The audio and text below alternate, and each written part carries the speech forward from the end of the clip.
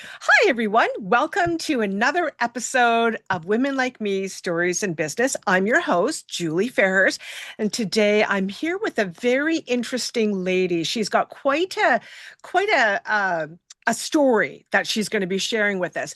Now, I did not check with her about her last name, so I'm going to give it a try, and if I bungle it, she's going to correct me. Barb Nangle? Nangle. Nangle. Nangle. Yep. Nangle. Got it. Usually I question everybody because Yeah. my That's thing. okay. Okay. Everybody messes it up. Do Everybody does. that. Yeah. Well, then I So feel okay. So, Barb is a boundaries coach. She's a speaker, a podcaster, and a founder of Higher Power Coaching and Consulting. Barb helps overwhelmed women, professional women, build inner safety so that they can say no without feeling guilt, stop overriding themselves, and finally put themselves first. We're falling apart over what everyone else thinks. I love that. I want to hear about how to okay. say no without guilt. That's a Yeah. big one for us. So Yeah. today we're going to talk about codependency, guilt, shame, people pleasing, Mhm. internal safety, and the Mhm. beautiful, brave work of learning to say no without abandoning yourself. Barb, welcome to the podcast and thank you so much for being here. Yeah, thank you. I'm really excited for this conversation. It's just about my favorite thing to talk about. Yay, perfect. Okay, well, let's start with your story. So, you described hitting a codependent bottom. So, what happened and how did that moment wake you up?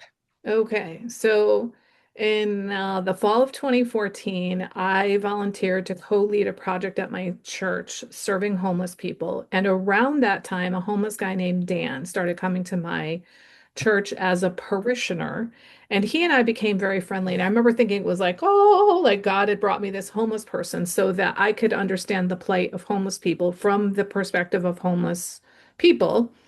And instead of like serving, quote, the homeless, I was serving homeless people. And he actually was incredibly helpful in that regard. Well, I don't know, 2, 3 months into our friendship, we had a really bad snowstorm here in New Haven, Connecticut.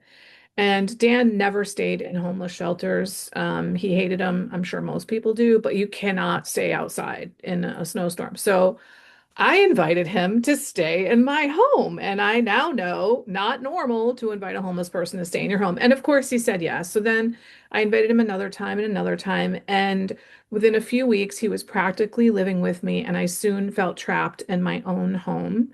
He Mm. was an admitted alcoholic and drug addict. I now think on reflection, maybe had a personality disorder because this guy fucked with my head in a way I had never experienced. He made me feel like I was a bad person, like I was crazy, like just all this, just questioned everything about myself. So one day I'm in therapy, which by the way, I had been in for 37 years. I started when I was 15, so I was 52 Wow. when this happened. And it wasn't continuous, but it was damn close. I mean, there was Yeah. probably not a total of 5 years in total that I wasn't in Wow. therapy. So I'm in therapy. I'm in the middle of a sentence. I'm talking about Dan and I stop in mid-sentence and I go, oh, do you think I need to go to Al-Anon?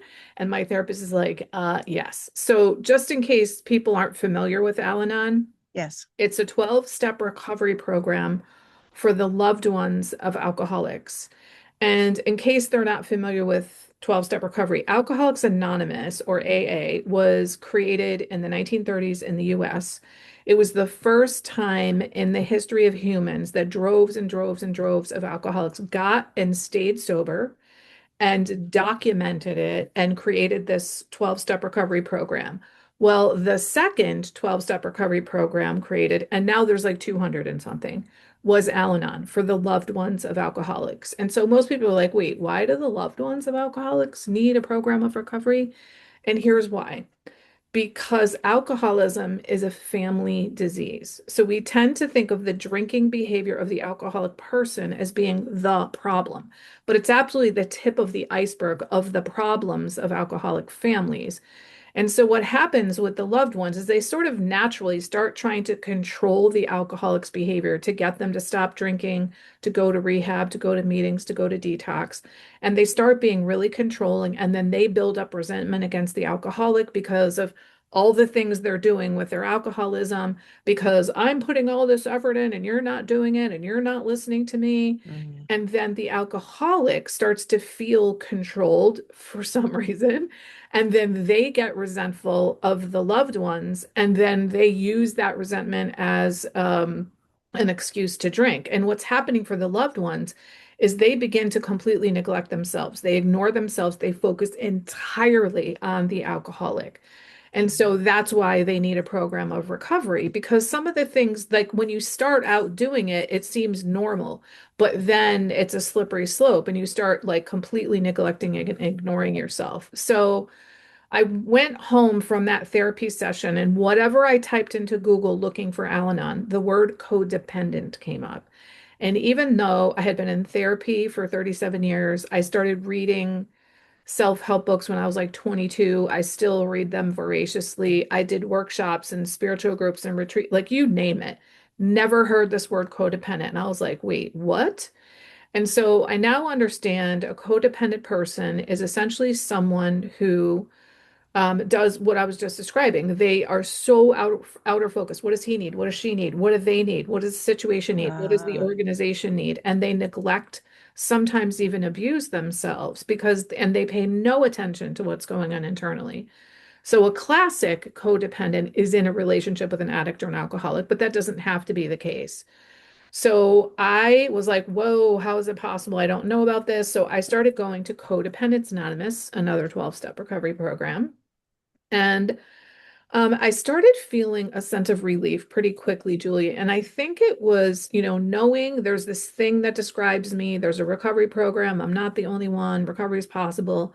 And within, I don't know, 2, 3, 4 weeks, I remember saying to somebody as I was learning what I was learning in CODA, which is the nickname for Codependence Anonymous. I remember saying to somebody, I think I need to be reparented, but I don't know where I got that terminology from. Mm. I think I thought I made it up. I don't know. But 6 weeks into my CODA journey, I went away to go visit friends, one of whom had been in AA for over 10 years and had raved about how utterly transformed her life was as a result. And I was like, you're going to love this. I'm going to Codependence Anonymous. And she was like, this is great. Let's see if we can find a CODA meeting here while you're here and we'll go together. Well, she couldn't, but she found an ACA meeting, which I knew of as ACOA, Adult Children of Alcoholics. It Yes. never occurred to me that I qualified for that program. Never occurred to me why adult children of alcoholics would need a program of recovery. But now I know that I understand it's a family disease. And I've since learned it's actually called Adult Children of Alcoholics and Dysfunctional Families. Now Mm. that I qualify for. So I walk into the meeting with my friend Heidi, and in the opening readings, among other things, they said, we reparent ourselves. And I was like, wait, what? I'm listening. And then they read the list of the 14 traits of an adult child, which is what members of ACA call themselves. And it's affectionately called the laundry list. And Heidi tells me I sobbed the whole meeting. I don't remember that, but I bought the literature. I came home to New Haven, Connecticut. I started also going to ACA. Within a few weeks, a women's ACA meeting started in New Haven. I started going to that. In fact, I'm going to that meeting in less than 2 hours because it's Ah, still going on 11 years later. And then a few weeks later, I got into a small group with 3 other women where we worked through the ACA 12-step workbook together. And when I was reading the literature, I'm like, oh my God, this is what happened. This is what happened. This is what happened. Except for that, I didn't know something, quote, happened to me. But when I yes. was reading the literature, it was describing what I now know as intergenerational family dysfunction and childhood trauma. I didn't know any of this stuff.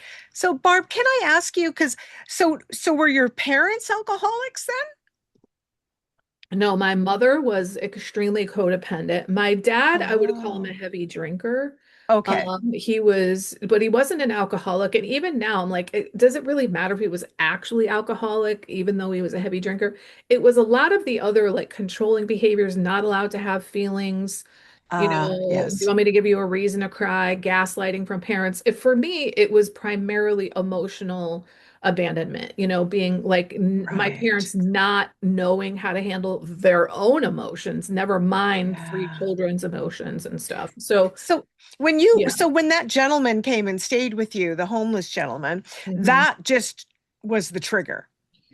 So it pushed me over the edge. When I look back now, I can see every single relationship I've ever had in my entire life Oh, has I been see. codependent. It was Yeah. worse. It was the worst in all my romantic relationships. And at first, when I first got in, I was like, oh, that's where it's happening. But then as I got to know myself better and did the steps, got deeper into the step work, I'm like, oh, it's literally all my friendships, all my colleague relationships, all of the, at that point, Uh, 13 different places I had volunteered for nonprofit organizations. So this was a pattern I had. I brought it everywhere with me and yeah. I enacted it in every conceivable relationship because it was my like my blueprint for how to have Uh, relationships.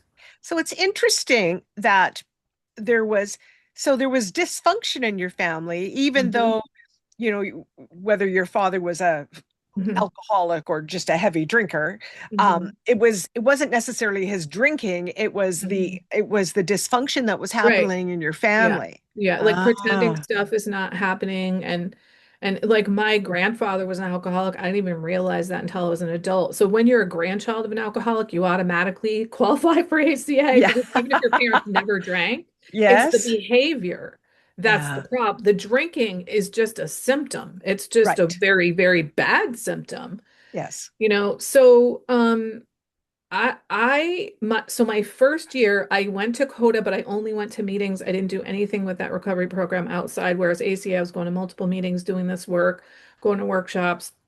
And about a year into that journey, I decided to let go of CODA because it felt like maybe a 75% fit and ACA was 100% fit. And that turned out to be a higher powered moment for me because one of the women that I was doing the 12 steps with had started sharing with us about her relationship with food. And I remember being like, oh my God. And it wasn't, oh my God, at what she was doing. It was that she was talking about it. And she Uh, started going to Overeaters Anonymous, and she was kind of like gently trying to get me to go with her. And so I went to a workshop with her one day. I really didn't, I thought it was going to like a weekly support group meeting. I didn't understand it was like a workshop with speakers. And the first speaker started talking, and he said, I'm down 185 pounds for over 30 years. And I've been, quote, abstinent. So abstinent in a food recovery program is equivalent to sober in an alcohol recovery program. I see. So I was like, you've got my attention because I was over 100 pounds heavier than I am now at the time. I had worked for Weight Watchers for years and many years prior. And the statistics at Weight Watchers, at least at that time, were 95% of people gain their weight back. So for Mm. someone to be abstinent for 30 years and to be down 185 pounds and keep it off, I'd never heard of anything like this. The only Yes. people at that point in time that I had ever met that had lost over 100 pounds, all of them had had surgery, and nine of the 10 of them had gained all their weight back. So I knew there's something here. Hmm. And I left there going, oh my God, I'm a compulsive overeater. And what's funny is, and this to me, this is the higher power thing, is I used to go to CODA on Mondays. Well, when I was at this OA workshop, they handed me a meeting list. This is pre-pandemic when everything was in person and they handed you Yes. paper. There was a downtown New Haven Monday night OA meeting. So my Monday nights just became free. So I started going to that meeting. So I've been in ACA for 11 years and OA for 12 years. I've been abstinent for, excuse me, 10 years. I've been abstinent for 10 years. I've been at my goal weight for over 8 years. And Wow. really, so I learned to build boundaries pretty much vicariously through the 12 steps of recovery. It's not like someone sat me down and was like, okay, Barb, we're going to teach you how to build boundaries. And I think, my core wound is trauma. That's where everything stems from. But for me, the worst manifestation of my trauma was the codependence. And boundaries are essentially the antidote to codependence. So when I learned how to build boundaries, it was like, what is this? Like, I know who I am. I know what's okay and not okay. I know where I end and other people begin. I didn't know any of that stuff. And so as I got a handle, I'd say like a couple years into my recovery, I got a handle on the boundaries. I started reading about boundaries. Yeah. And I started, when I would take notes, I would draw visual depictions because I'm a pretty visual person. And it was really just for me to help me understand better, like what the hell happened to me such that I didn't develop boundaries. And Yeah. then how did I build them? Yeah. And You so know, those, I'd like to ask you because I think that there might be Mhm. some confusion. And Mhm. so maybe you could clarify. So what did boundaries mean before your recovery I, and after the yeah, recovery? it wasn't even in my vocabulary. It Uh, was just not, it wasn't, no, it wasn't a thing. And when I started learning to build boundaries, I thought that it was being mean if I didn't leap in to help somebody that, in my opinion, needed uh, help. They didn't necessarily believe they needed help, but I thought they needed help, and they needed my help very specifically. And so there's a lot of mindset stuff. It's a huge amount of it's emotional work. The yeah. biggest thing that stops people from either setting boundaries or causes them to cave when they set boundaries is the feelings that come up. And that's where, and I know we'll talk about this, that's where the internal safety that I, talk about comes Yes. in. But I started doing these drawings. Well, those drawings turned into handouts, which ultimately turned into a workbook, which is the backbone of my boundaries coaching program. I didn't know any of that was going to happen. I was working full time at Yale when I got into recovery. I was there my first 2.5 years, I was still at Yale. And if you had ever told me that I would one day be a boundaries coach, I would have laughed in your face. What? But when I got laid off, I found my way into the world of startups and innovation and entrepreneurship in New Haven and at Yale, and eventually decided to start my own coaching and consulting business. I started my podcast pretty quickly, and to me, it was nothing to do with my business. It was about taking all of this enormous amount of wisdom that I was learning in recovery, none of which I had learned in the 37 years of personal development and therapy. And I wanted to get that wisdom out into the world. So my podcast is called Fragmented to Whole: Life Lessons from 12-Step Recovery. Oh, I love So that name. they're all short, like 10 to 20-minute episodes, and I Yeah. share like what I've learned. And apparently there's something about the way that I share that's meaningful to people. I'm like, I'm Yeah. just talking, I don't know. Yeah. And then I started coaching, but I knew nothing. So then eventually, as I learned more things, I realized, oh, I need a niche. And it just made sense for me to be a boundaries coach because they had such an enormous impact on me. I knew that I was really good at helping people build healthy boundaries, and I had learned so much. And I knew, like, this is the thing that helps with so many other behaviors because boundaries permeate every area of your life and every relationship, especially your relationship with yourself.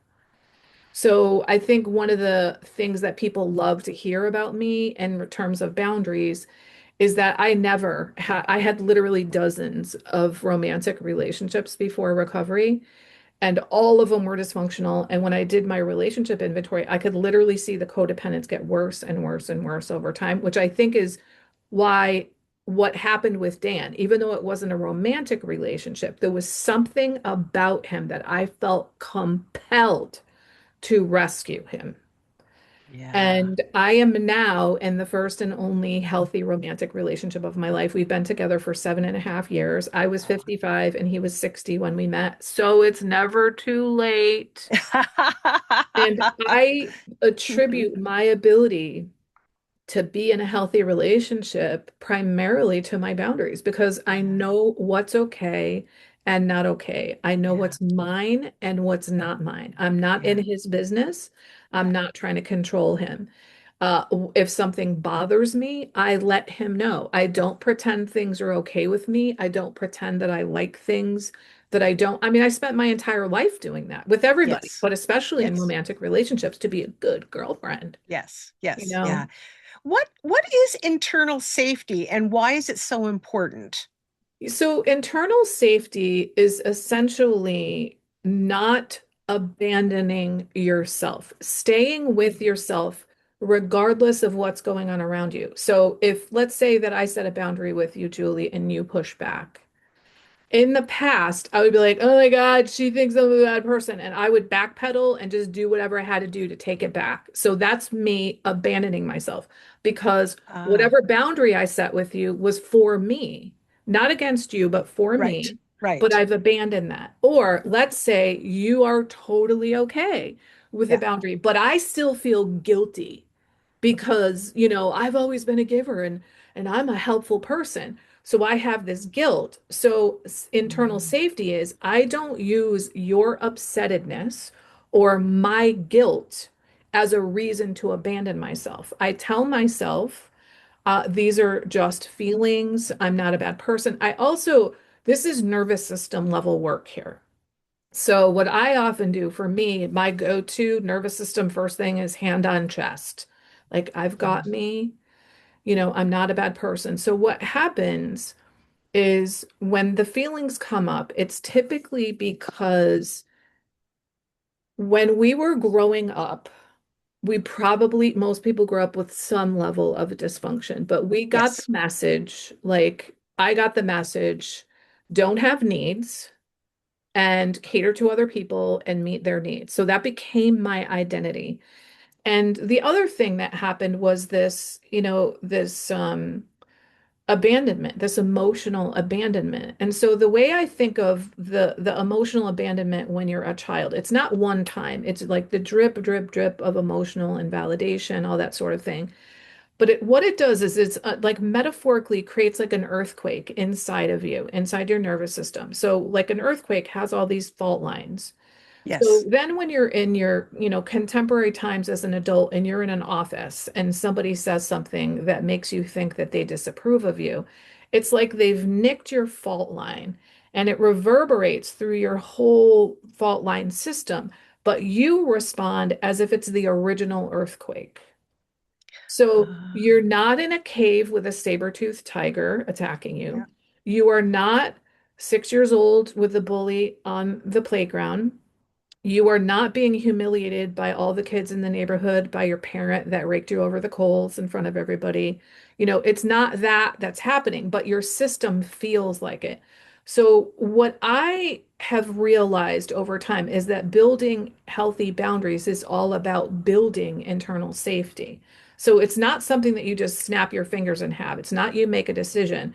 It's something that happens over time. But it doesn't necessarily that you always feel calm. It doesn't mean that you never have conflict. You will feel calm way, way, way more often eventually. I will tell you, Julie, things that used to just decimate me and probably would have taken me 2 to 3 years to get over. Mm, Sometimes it's like a trickle to me now. Like yeah. because I so clearly know who I am, what's okay and not okay with me. And the other way I think of it is I'm grounded in me. I'm situated in me. And Yeah. so this is a little bit about like the name of my podcast, Fragmented to Whole. I felt before like I was a bunch of fragmented pieces floating around in space, and I was had space between the fragments. And so other people's shit could leak into my territory between those fragments. And the process of recovery, especially building boundaries, was me integrating all of those fragments into one coherent whole and also getting rid of the illegitimate and inauthentic fragments of me because I did a lot of pretending and faking and acting like things were Mhm. okay. And so now I can be rocked by things that happen to me, but I can't be shattered by them the way that I used to Yeah. because I'm whole. And that Yeah. wholeness is what I'm talking about in terms of internal safety. Yeah. I know who I am. So I had this client who, when she finished working with me, she had made massive strides. She ended up divorcing her active alcoholic husband of 7 years. They had a 4-year-old son. He was just not, she called their parenting parallel parenting because they were Mm, not co-parenting. And I said to her, what's your go-to now? And she said, I always, when something comes up that has anything to do with boundaries, I ask myself, is this mine? And I said, that's amazing. But you know what? I don't even have to ask that anymore because I know because I have integrated my boundaries into me. So another way to express that, Julie, is to say, I don't set boundaries anymore. I have them. So I oh, used to set, yes. Yeah. but I've integrated, I know Hmm. where I end and where other people Yeah. begin. I know Yeah. what's mine and not Yeah. mine. Now, it takes work to do that. So, Yes. internal safety is stopping abandoning yourself. So, you Hmm. don't use a feeling of guilt as if it's an instruction. Barb, you've done something wrong, so now you have to fix it. It's like, oh, this is a Yeah. guilt feeling Yeah. that is way out of proportion to what's going on right now because it's connected to something from that earthquake from the past. Yeah. Or Yeah. Julie's upset with me. I in the past would use that, oh, someone's upset with me. I've done something wrong. It's Mm. my fault that they're upset, and it's my responsibility to get them to be unupset. And I now understand that's not what that is. So let's say, Julie, Mhm. that you and I have been friends for a long time, and I have been bending over backwards and accommodating you all over the place. And I have realized I don't like that. It actually doesn't feel good to me. It doesn't feel like we have a mutuality in our friendship. And I stop overgiving with you. Well, if you get upset, it makes total sense that you would be upset because it's upsetting when your life was way easier and now Yes. it's not. So Yes. it makes Hmm. sense. And not only that, your upsettedness, those are your feelings and you get to manage them. I can't, they're not my property. It's not mine. My feelings are mine and I'm in charge of mine. So I'm separate from you. And I now understand that because I continue to have my own back and realize your upsettedness is not my fault and it's not my responsibility. And so, what another way to describe this, Julie, is to say that discomfort doesn't mean danger. So, we get uncomfortable when other people are upset with us. We get uncomfortable when we have feelings of guilt, and we act like this is a danger signal. It's actually not a danger signal. It's based on the past, not on the present. So discomfort doesn't mean danger. But what we do when we take it to mean danger is we're like, what do I do out there to Hmm. manage them or the Yes. situation to get rid of my discomfort? But the reality is, my discomfort is in that moment, it's the discomfort of growth. So we have discomfort from dysfunction, which is basically we don't know how to operate in a healthy manner in relationships with humans or in life. And so it's really uncomfortable for us. And if we don't really change our ways, the discomfort's going to get worse and the dysfunction is going to get worse and it's never going to end. Yeah. Then we have the discomfort of growth and change. So the reason growth and change discomfort is there is because it's completely foreign to us. We don't know what's on the other side. When we have the discomfort of dysfunction, we at least know what that looks like. We're familiar with that. But when we have the discomfort of dysfunction, we don't know what's going to happen. We think, I'm going to die. I know I Yes. literally Yeah. would feel like when I would think of setting a boundary, I would feel like I'm going to die. Yeah. But what happens when we continue to practice the new change behavior, the discomfort of growth and change starts to become familiar and therefore not uncomfortable, therefore more comfortable. And Yeah. what's on the other side of it is healing and growth and healthy relationships and peace and serenity. So you've got your choice. Are you going to pick the long-standing, never-ending, getting worse all the time discomfort of dysfunction, or are you going to pick the discomfort of growth and change, which is finite and has healing on the other side? Yeah. Yeah. So, like, pick your discomfort. You're going Yeah. to be uncomfortable, but Yeah. one of them is going to end, and it's Yeah. going to lead to so much peace and serenity. And so, Yeah. I'd like what? to ask you, if you don't mind, I'd like to Mhm, ask you about mhm, the connection between shame and people pleasing, because mhm, I think that's a real big problem that a lot of women mhm. have. Yeah, yeah. So I said guilt. I would say guilt and shame are kind of tied with the main Okay. reasons that people don't set boundaries or they cave on them. And, Yeah. the way that I've heard the distinction between guilt and shame is guilt is I've done something wrong, and shame is I am something wrong. So Oh, guilt is about yeah. behavior and shame is about beingness, Yes. right? And I think for me personally, shame is the worst. I'd rather be terrified than shamed. Yes. Honestly, and to Yes. me, humiliation is public shame. I never So ever thought of shame like that, yeah, explained like that, but yeah. that is spot on. Spot on. Right. Yeah. And Yeah. I want to as I'm answering your question, I want to reference my ACA program because I mentioned it's about intergenerational family dysfunction. Yes. So what I've come to understand is that our parents were not taught how to manage their own feelings. So how could they Hmm. possibly not manage their own feelings and then teach young children how to manage theirs? No. Yeah. So it's No. almost as if our parents Yeah. have all this guilt and shame of the generations that came before them. Yes. And they almost like pour it into us because they're like, I don't want this guilt and shame. I'm going to give it to you. That's another reason why when we have feelings of guilt and shame, they are way out of proportion to what's happening. I know, like, I didn't even understand until I got in recovery that that flood feeling that I had was shame, that I had so Yeah. many times in so many arenas in my life. And I want to give you a really concrete example. I Okay. was born with a birthmark on my head here. It's really a collection of oil glands and no hair grew there. And Oh. every time my entire life when I would go to get a haircut, I would be like, oh. Oh. And I Oh, now know dear. that I felt shame because sometimes they would say something and sometimes they and I had this feeling like I just slaughtered a school full of children when I have a bald spot on my head. Like what? And I didn't even realize until I don't even know how long into recovery, probably 3, 4, 5 years. I came out of the salon and I'm like, that thing didn't happen. What? And I'm like, oh my God, that was shame all those years. But I Yeah. didn't have that feeling. I'm just like, whatever, I got a bald spot on my head. Like, ugh.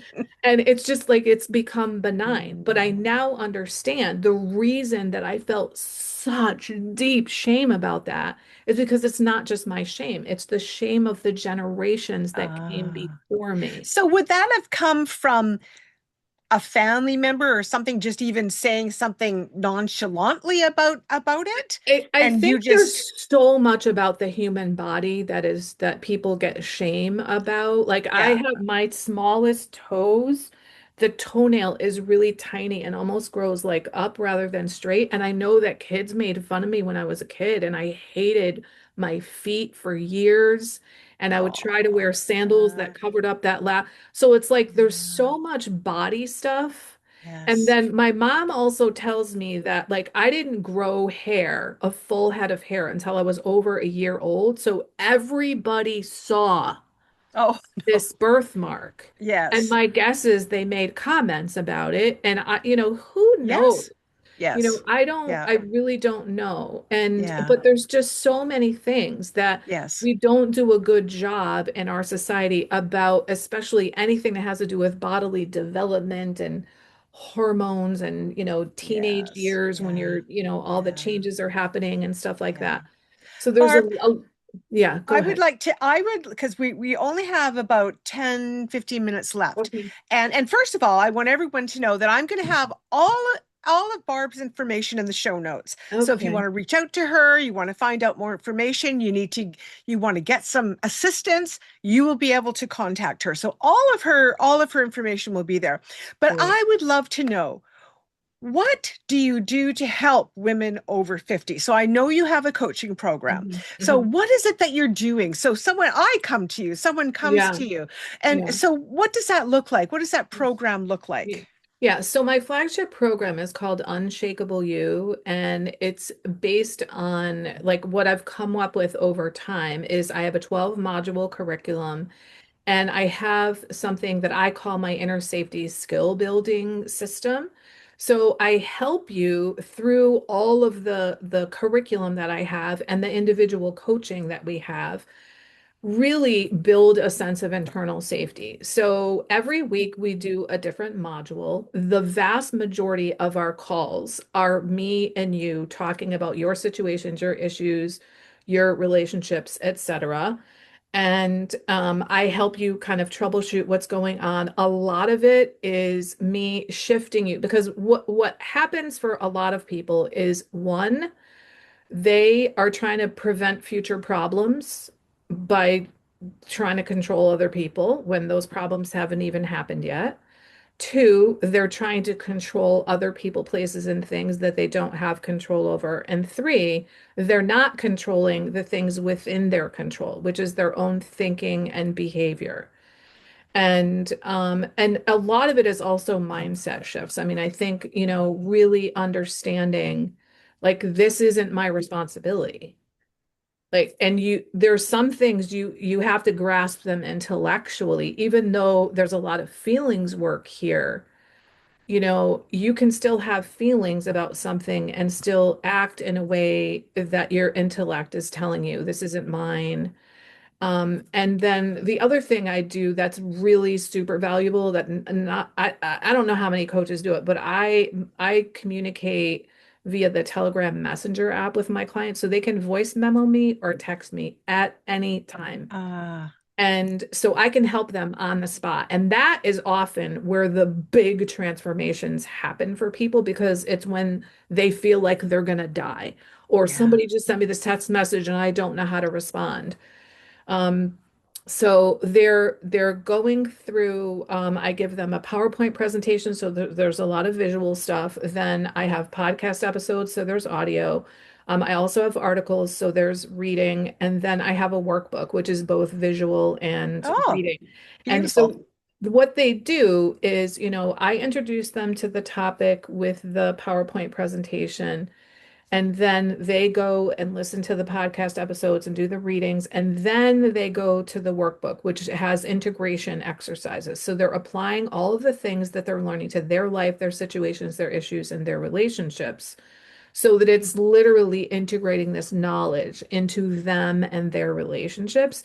And then, of course, we talk about that, the insights that they had, any questions they have, misunderstandings. But the bulk of the time is them telling me this is what's going on and me pointing out to them, here's what you're doing. And sometimes, a lot of times they know what they're doing, but they don't know how to stop. And that's the Yes. thing is Yeah. I get people like, oh, I think I've had one client ever that had never been to therapy or done any self-help. Most Mm. people that come to me have done it all. Yeah. And they're like, I know what I need to do. I just can't fucking do it. And it's the internal safety piece. It's this idea that they're like waiting for other people to change is essentially what they're doing. And it's like, actually, you're the one that's going to change. And, Julie, I've always felt like a powerful woman of agency. I always thought that I liked myself and had high self-esteem. I was shocked to learn that I ruminated about the past, I catastrophized about the future, I blamed, I complained, had all this negativity going on. Yeah. And I also realized that on some level, I had been waiting my entire life for someone to come along and rescue me. And I'm like also lifelong feminist, intellectual, like I was No. like, what? Yeah. What? And I realized, oh, you Yeah. know who's gonna rescue me? Me. Yes. Yes. Exactly. Exactly. Yeah. Right. So What no one's do coming along. You're the Nobody's one. coming. No. Yeah. So what do you wish more professional women understood about stress, resentment, and always being available? That it's not nice. Mm. I literally remember saying to someone one time, like, I'm nice. That's why I help people all the time. Now it makes me want to gag that I said that, but Yeah. I didn't understand until I got into recovery that I was doing all of the rescuing, fixing, saving, helping, overgiving because I was an approval seeker. Because Mm. I felt if I have your approval, I'm safe. What I now understand is if I have my approval, I'm safe. Yes. So when when I was early in recovery, I remember specifically going to a woman in CODA and saying to her, I see that there's like this continuum of helpfulness, whereby on one end we've got kindly, helpful, functional, healthy, helping behavior.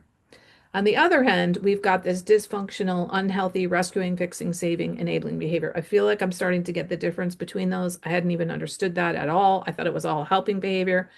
But I said to her, it's in the middle where I'm confused. How do you flip over from being just regular helpful to being rescuing? And she goes, well, it really depends, Barb. Why are you doing it? Are you helping them because you really want to be helpful? Or are you doing it because you want them to like you? And I'm like, I'm totally doing it because I want to be helpful.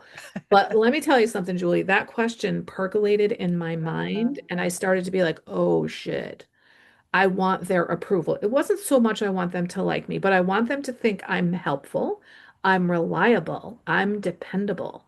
Like I wanted them to think good things of me.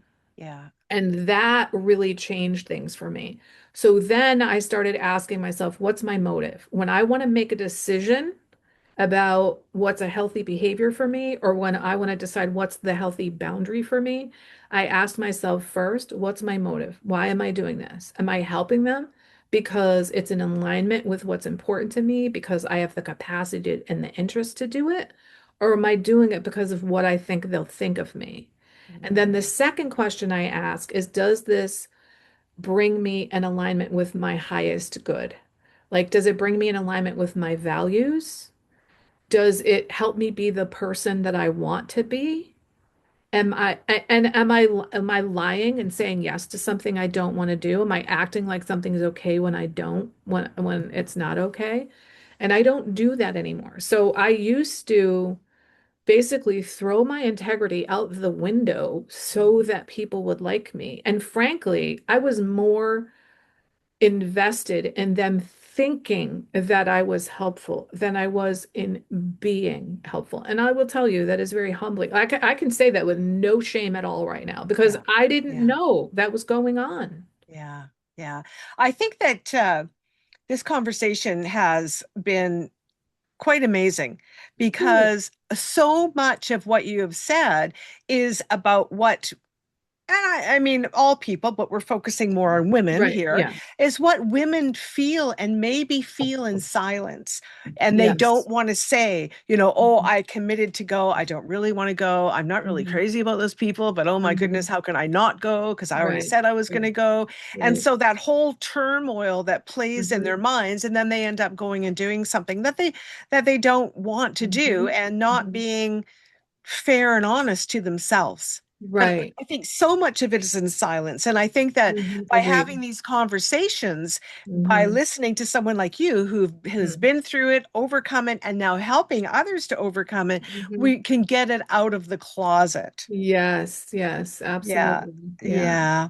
Well, Barb, I appreciate you doing this so much. Thank you. It was very good. I've got a few Mm. boundary issues myself over here. I got to get straightened around. So Okay. no, it was very enlightening. So thank you so much for doing Oh, this. you're And so, so welcome. oh, thank you. So remember, everyone, you can find all the information on how to reach out to Barb in the show notes. So make sure you go there, check it out. And if you're feeling a little drawn, you want to learn more, then definitely reach out to her. Okay, everybody. Well, that is it for another episode of Women Like Me Stories in Business. Thank you all for being here. I appreciate your support so much. And Barb, thank you for being here once again. I Thanks, Julie. appreciate it. Yeah, thank you. Okay. Bye bye, everyone.